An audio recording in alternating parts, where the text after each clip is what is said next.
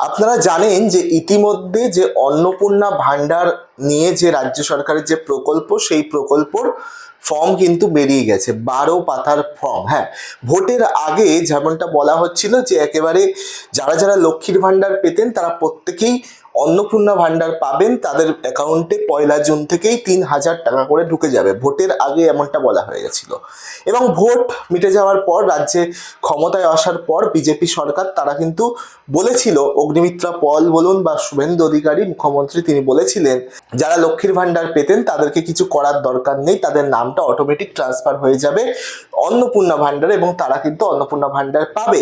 এর কিছুদিন পরে আবারও একটা নতুন আপডেট পাওয়া যায় যে ডিবিটি লিঙ্ক যাদের রয়েছে তারাই একমাত্র পাবে। তো সেক্ষেত্রে আধারের সঙ্গে ব্যাংকের লিঙ্ক অবশ্যই করে নিতে হবে, এই রকম বক্তব্য আসে। এই শোনার পর মানুষ যাদের ডিবিটি লিঙ্ক ছিল না তারা লিঙ্ক করায়, কিন্তু এরপরে আবারও কয়েকদিন আগে যে শেষ আপডেট এলো যে যতই ডিবিটি লিঙ্ক থাক আর লক্ষ্মীর ভান্ডার পান না কেন, অন্নপূর্ণার ভান্ডার পেতে হলে আবারও আপনাকে নতুন করে ফর্ম ফিল আপ করতে হবে। আর সেই ফর্ম 1 কিংবা 2 পাতার নয়, সেই ফর্ম 12 থেকে 13 পাতার।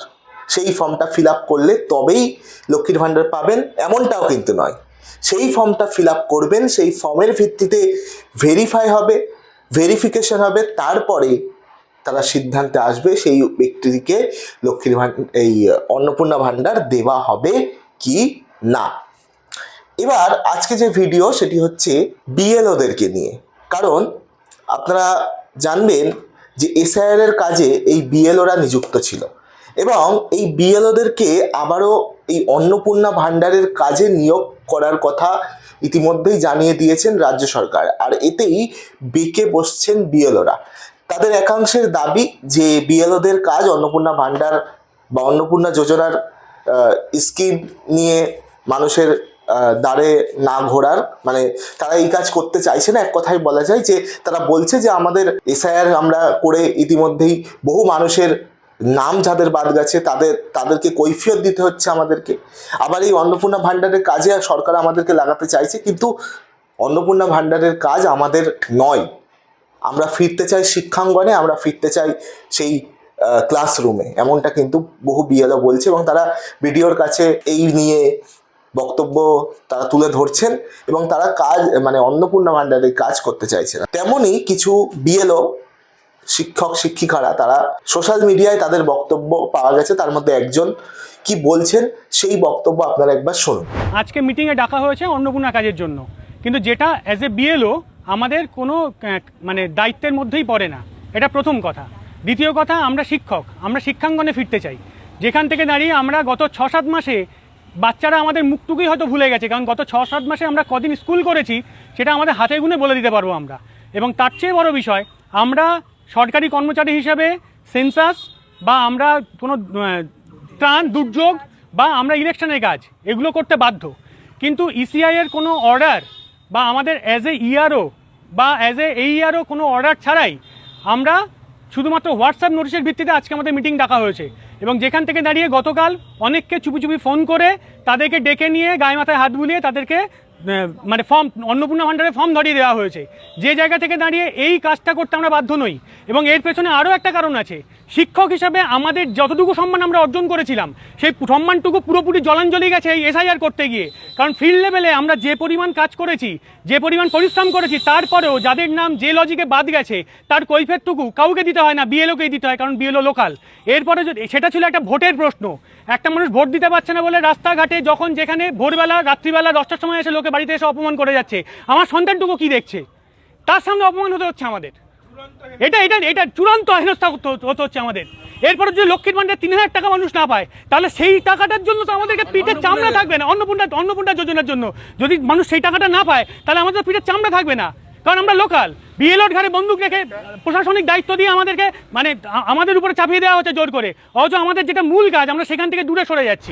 শুনলেন ওই শিক্ষক অর্থাৎ বিএলওর বক্তব্য। তিনি পরিষ্কারভাবে জানাচ্ছেন যে অন্নপূর্ণা ভান্ডারের কাজ আমরা করতে চাই না, আমাদের ওপর এক্সট্রা প্রেশার ক্রিয়েট করা হচ্ছে, এটা আমাদের কাজ নয়, এটা বিএলওর কাজ নয়। তারা এসআইআর এর কাজ করেছে, এসআইআর এর কাজ করে মানুষের অবজ্ঞা শুনেছে। কারণ যেসব মানুষের লিস্টের নাম আসেনি, এসআইআর এর নাম ডিলেট হয়েছে, সেই সমস্ত মানুষগুলোর কি হয়েছে জানেন? তারা তো আর কাউকে বড় নির্বাচন কমিশনকে সামনে পাচ্ছে না বা অন্য কাউকে পাচ্ছে না, তারা পাচ্ছে এই বিএলওদেরকে। তাদের নামটা কেন ডিলেট হলো, বিএলওদেরকেই জবাবদিহি করতে হচ্ছে, বিএলওদের কাছেই তারা জানতে চাইছে। তো এই বিষয় নিয়ে বিএলওরা কিন্তু খুবই টেন্স। আর তারপরে আবার যদি এই অন্নপূর্ণা ভাণ্ডারের কাজ তাদেরকে করতে হয়, যেটা নাকি তাদের করার কথাই নয়, সেই অন্নপূর্ণা ভাণ্ডারের কাজ যদি করে এবং আবারও যদি এই যে ভেরিফিকেশন অন্নপূর্ণা ভাণ্ডারে হবে, সবাই তো পাবে না ফর্ম ফিল আপ করার পর, যেটা সরকারের কথা অনুযায়ী তারা ভেরিফিকেশন করবে, দেখবে, তারপরে সেখান থেকে পাবে। এবারে ধরুন যারা পেলো না, তারা আবার ওই বিএলওদের ওপর ক্ষোভ উগড়ে দেবে না, তার কি মানে আছে? তো সেই সমস্ত কথা ভেবে বিএলওরা বলছে আমরা অন্নপূর্ণা ভাণ্ডারের ফর্ম ফিল আপ করবো না, আমরা শিক্ষাঙ্গনে ফিরতে চাই, আমরা পড়াতে চাই, আমরা স্কুলে ফিরতে চাই। আপনাদের কি মতামত এই বিষয় নিয়ে আপনারা বলবেন, এই অন্নপূর্ণা ভাণ্ডার নিয়ে, যেমনটা ভোটের আগে বলা হয়েছিল, ভোটে জিতলেই 1 জুন থেকে 3,000 টাকা প্রতিটা মহিলার অ্যাকাউন্টে, যারা লক্ষ্মীর ভাণ্ডার পেত প্রত্যেকের অ্যাকাউন্টে চলে যাবে। ভোটের জেতার পর ডিবিটি লিঙ্কের কথা বলা হয়েছিল, সেটাও মানুষ করেছে লাইনে দাঁড়িয়ে, যারা পারেন না অনলাইনে তারা লাইনে দাঁড়িয়ে ব্যাংকে গিয়ে করেছে, সেটাও হলো না। তারপরে 12 পাতার ফর্ম 13 পাতার ফর্ম বার করা হলো। এই বিষয় নিয়ে আপনাদের কি মতামত জানাবেন কমেন্ট বক্সে। এবং বিএলওদের এই বক্তব্য, কাজ না করতে চাওয়া, কাজে অনীহা, এই নিয়ে আপনাদের কি মনে হয় অবশ্যই আপনারা জানাবেন কমেন্ট বক্সে। নজর রাখবেন N24 টিভিতে।